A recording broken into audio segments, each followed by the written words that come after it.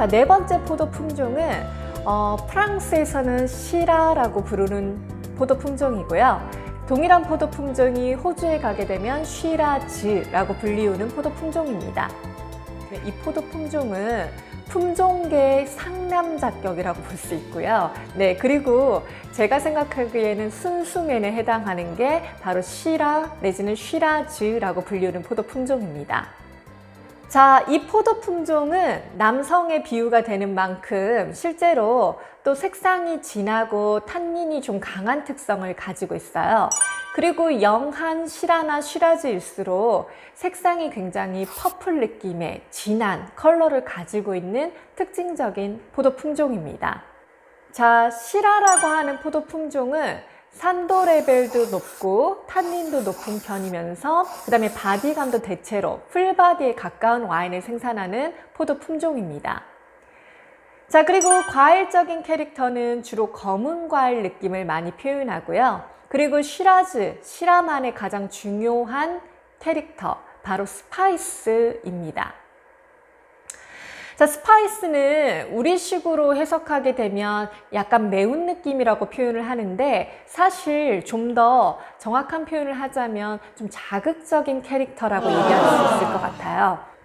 대표적으로 스파이스한 캐릭터를 표현하는 용어로는 후추, 페퍼리한 특징들 많이 얘기를 하는데요. 사실 스파이스한 것도 뉘앙스가 다양하잖아요.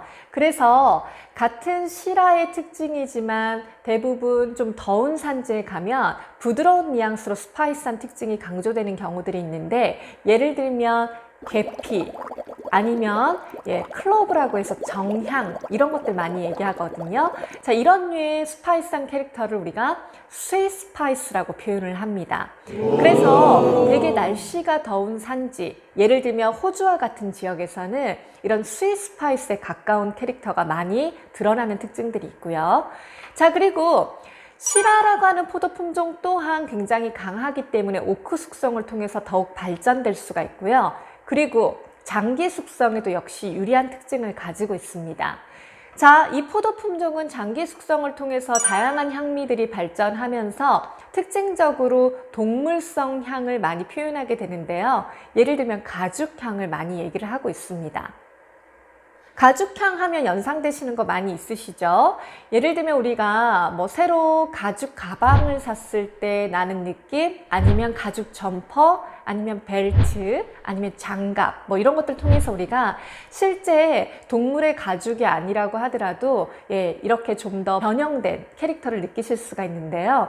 대표적으로 그럼 가죽향을 많이 얘기하는 포도 품종이 시라라고 하는 포도 품종입니다. 자, 시라의 원산지는 역시 프랑스예요.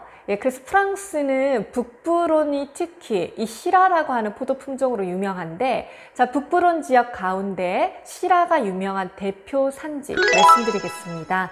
자, 대표 산지는 꼬뜨로띠라고 하는 산지가 있고요. 그 다음에 에르미따주, 굉장히 고급 품질로 유명한 케이스고요.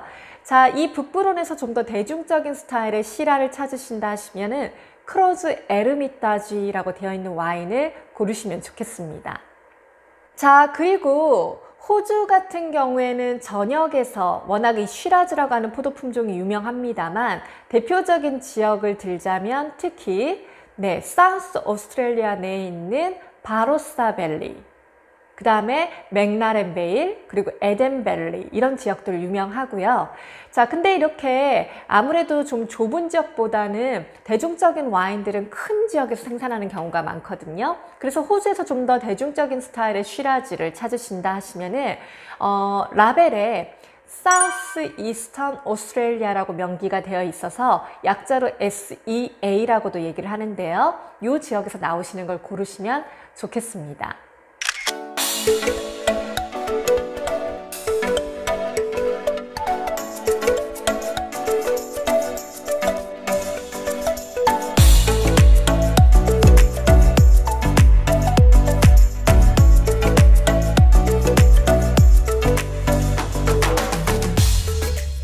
자, 그러면 우리 쉬라즈라고 표현하는 이 포도 품종 블렌딩은 어떻게 하는지 한번 알아볼까요? 자, 시라와 함께 블렌딩되는 포도 품종은 여러 가지가 있는데요. 자, 대표적으로 까베르네 소비뇽 블렌딩 많이 하고 있고요. 그 다음에 그르나슈라고 하는 포도 품종도 블렌딩을 많이 합니다. 자, 그리고 메를로라고 하는 포도 품종도 있고요. 그리고 약자로 GSM이라고 하는데요. 자, GSM은 그르나슈, 쉬라즈, 그리고 무베드르라는 말의 약자예요. 그래서 이렇게 GSM 해서 세 가지 포도 품종을 블렌딩하는 사례들도 종종 있습니다. 자, 이상 찬바람 불 때 생각나는 레드 와인을 만드는 주역 4가지 포도 품종에 대해서 알아봤는데요. 굉장히 유명한 포도 품종들이에요. 그래서 여러분들이 이 포도 품종을 익혀두셨다가 스스로 좋아하는 와인을 한번 찾아보시는 것도 좋으실 것 같습니다. 자, 사실 어떤 포도 품종이 여러분의 취향에 딱 들어맞으실지 저도 사실 궁금한데요. 저는 모든 포도 품종이 워낙 다 취향이라서 사실 문제는 없어요.